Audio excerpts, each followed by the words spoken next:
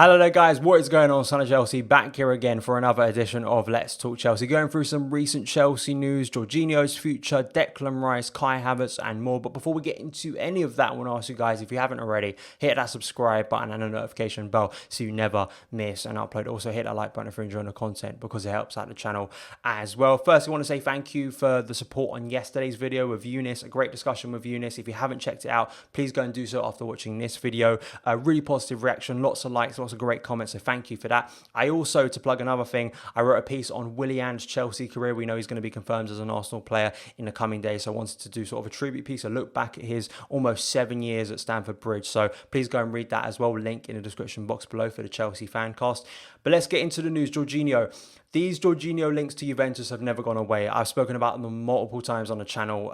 Even I remember doing a video, I think it was after Jorginho came off the bench against Crystal Palace and looked good. And maybe there was some sense that, I think Liam Toomey reported a lot on this, that, Chelsea weren't really willing to sell. There was that talk months back about Pjanic potentially being in a swap deal with Jorginho. Chelsea really weren't interested in bringing Pjanic in. A lot has changed since then. But of course, Matt Law has reported on this once again last night for The Telegraph, reporting that Jorginho's agent has opened door to Juventus move, raising the possibility of a Chelsea bid for Declan Rice. Frank Lampard is interested in bringing Declan Rice back to Chelsea, where he started in the academy, but West Ham will demand at least 65 million, which is interesting. But I think the noises won't die away. I think for a number of reasons, Jorginho, that relationship with Sarri he had at Napoli, at Chelsea.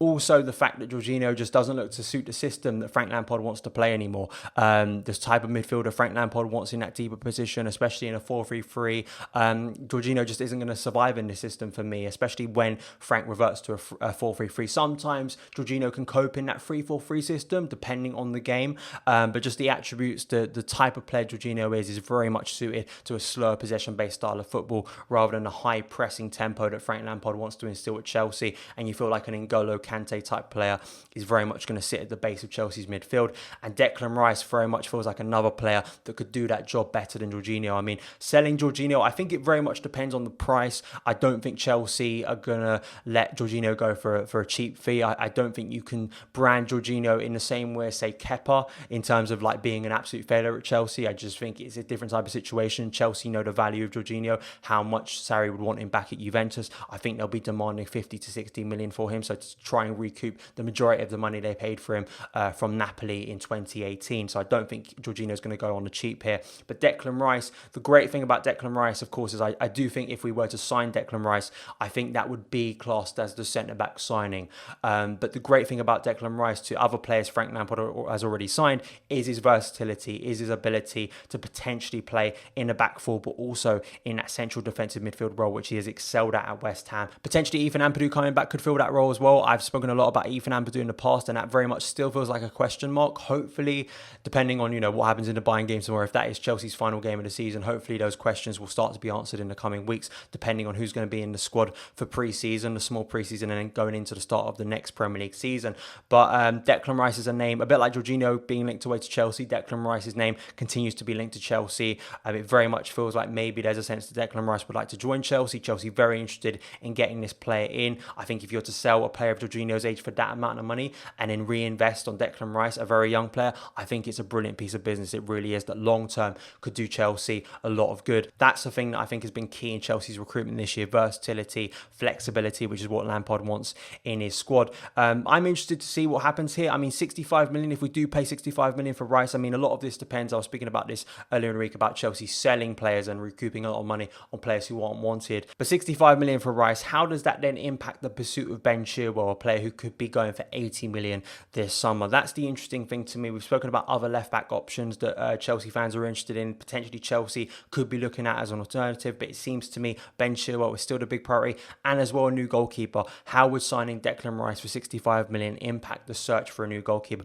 Those are questions that I'm sure will be answered in the coming weeks, but I just think it's an interesting one to pose, because could that impact the quality of signing Chelsea get? And I think it's very much important on how much Chelsea recoup on players they don't want this summer. Outgoings are never as important as incomings for me this summer. So that's going to be a big test for Chelsea. Can they recoup money to then reinvest into the squad? But those are my opinions on the Jorginho situation. Do you think Jorginho will be leaving, going back to Juventus for a reunion with Maurizio Sarri? And also Declan Rice, do you think Chelsea will be bringing him in this summer from West Ham for 65 million? Let me know in the comments below. And before I wrap up today's video, I just want to talk about Fabrizio Romano. He went on a Beautiful Game podcast. I think it was yesterday. The episode got released, and of course people have been picking out quotes about transfer news. Fabrizio Romano so well relied upon and is such a big influence in terms of transfer news and reporting on it.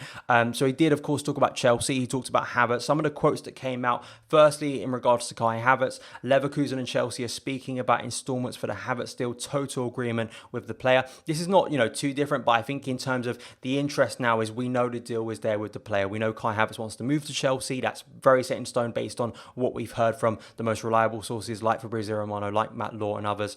Now it's moving on to Chelsea and Leverkusen. Can Chelsea get the deal and fee done with Leverkusen? Of course, Kai Havertz played last night against Rangers in the Europa League. They went through to the next round, so I fully expect we may have to wait to the end of Leverkusen's Europa League campaign, which could potentially be against Inter Milan. That's a difficult game, but I think if Leverkusen were to get knocked out against Inter Milan, I think you would see this deal maybe ramp up and potentially get done very quickly. But it very much is on Chelsea to go in there, get this deal done. Leverkusen aren't going to let Havertz go very easily. He's an amazing talent, and Chelsea are going to need to pay big for him. We've always known that. So it's just about waiting for that now. But I think it's interesting to hear Fabrizio Romano give that update. As well, Ben Chilwell, he says pretty simply, Lampard loves Ben Chilwell, who remains priority.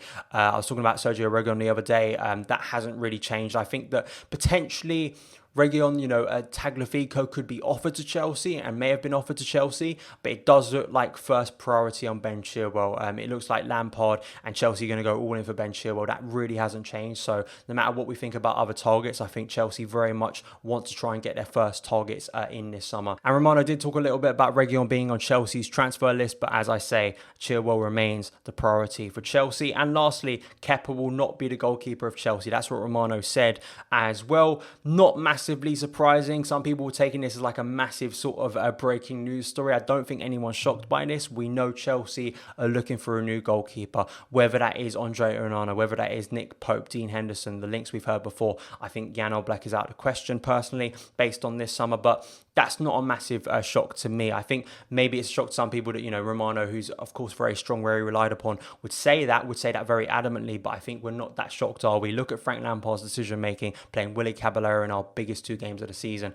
It's not that surprising. I fully expect as well Willy Caballero to play against Bayern Munich once again, and I think that once again would pin down Kepa does not have a future under Frank Lampard at Chelsea. But please go and listen to that podcast. Of course, Fabrizio Romano, very interesting, and I wouldn't be too surprised in a couple of weeks' time Fabrizio Romano will be giving the infamous "here we go" for Kai Havertz for Chelsea. But that's what he had to say about Chelsea news. Please let me know your thoughts on what he had to say in the comments below. So that is it for this edition of Let's Talk Chelsea. Thank you guys so much for taking the time to watch it. If you did enjoy it, hit that subscribe button and the notification bell so you never miss an upload. Follow me on Twitter @SonOfChelsea. Have a great day, and I'll see you again.